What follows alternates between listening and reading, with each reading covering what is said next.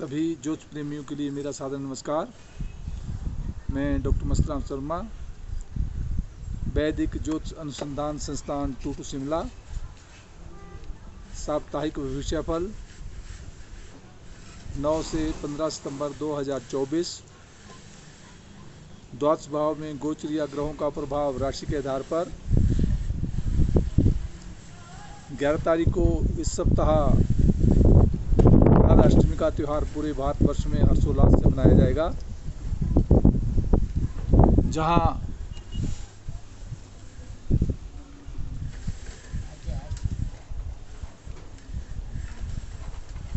भगवान श्री कृष्ण और राधा का आपस में प्रेम संदर्भ को बतलाता है। वहाँ राधा को लक्ष्मी का अवतार भी माना गया है और साथ ये प्रकृति की देवी भी है। तो इसका व्रत जो है विधि विधान से लिया जाना चाहिए और विशेष करके जो है पंचामृत इसमें समर्पित किया जाना चाहिए। तुलसी के पत्र जो है समर्पित किए जाने चाहिए और हलवा, खीर, पूरी इत्यादि चढ़ाई जानी चाहिए। ये व्रत जो है प्रेम और सौहार्दमय वातावरण को बनाए रखने के लिए, अखंड सौभाग्यवती के लिए और पुत्र प्राप्ति के लिए भी किया जा सकता है। सभी के लिए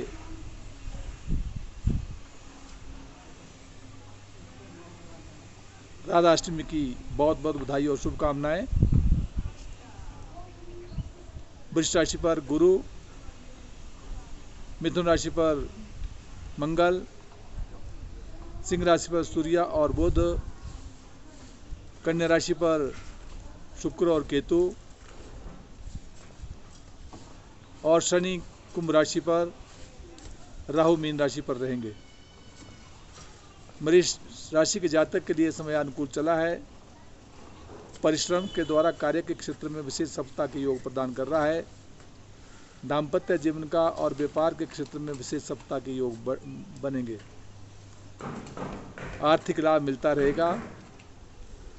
नौकरी में विशेष सफलता के योग संकेत दे रहा है। जहां चंद्रमा की स्थिति बनी हुई है अभी तुला राशि पर है और उपरांत 11 तारीख को चंद्रमा जो है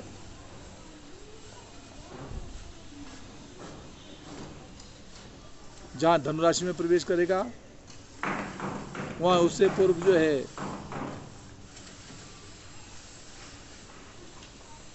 वृश्चिक राशि में रहेगा, क्योंकि चंद्रमा 11:28 पर जो है वृश्चिक राशि में प्रवेश कर जाएगा और 11 तारीख को जो है 9:21 पर जो है रात्रि को धनु राशि में प्रवेश करेगा और 14 तारीख को प्रातः ही 3:23 पर जो है मकर राशि में प्रवेश करेगा।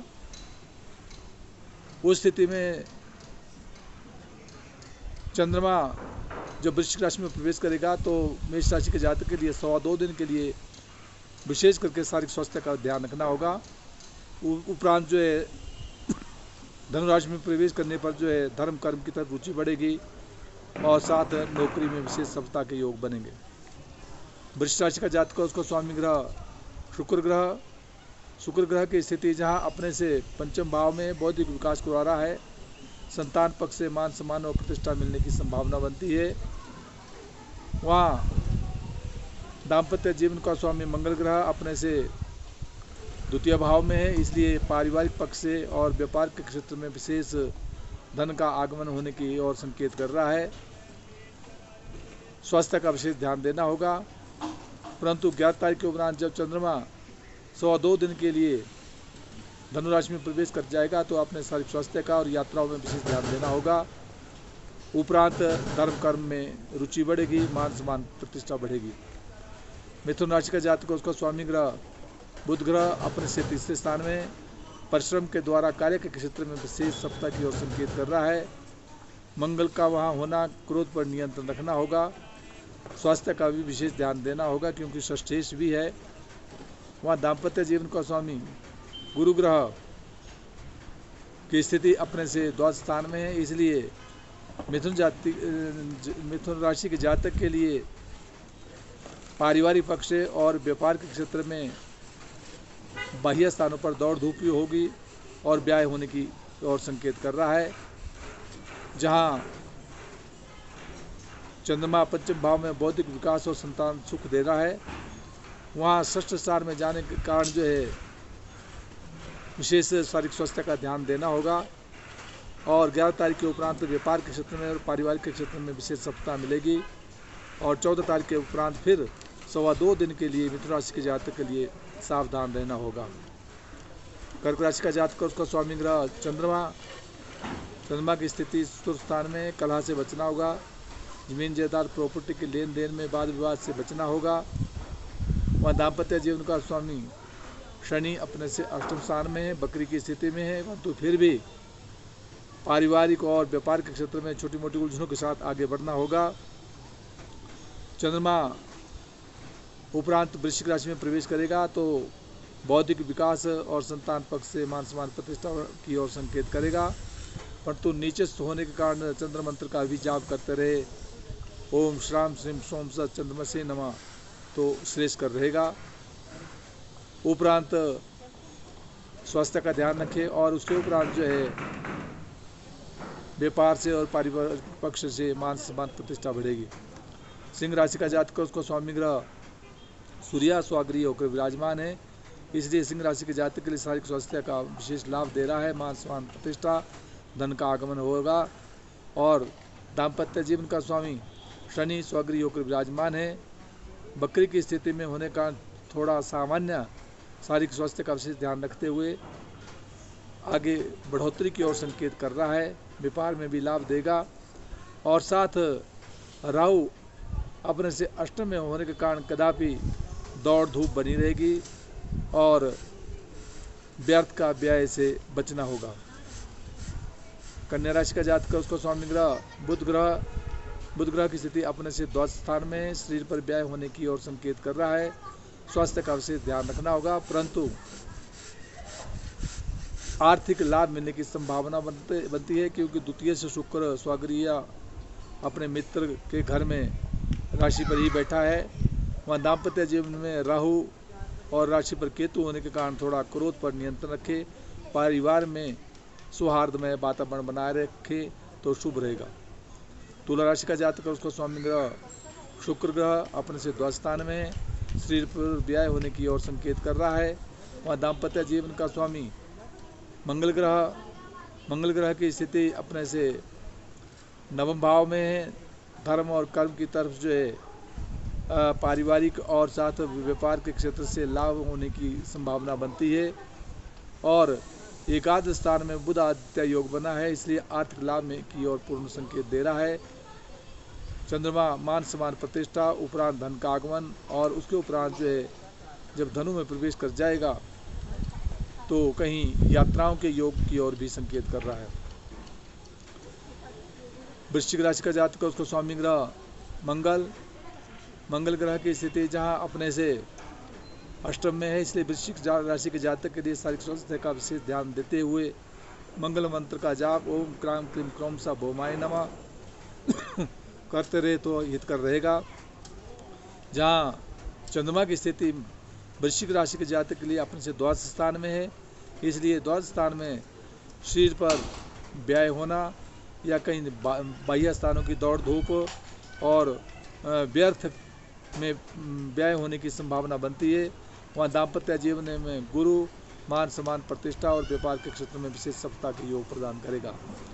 धनुराशि का जातक, उसको स्वामी ग्रह गुरु ग्रह की स्थिति अपने से धनुराशि के जातक के लिए षष्ठ भाव में बनी हुई है और छठा रोग का घर भी है, इसलिए धनुराशि के जातक के लिए शारीरिक स्वास्थ्य का विशेष ध्यान देना होगा।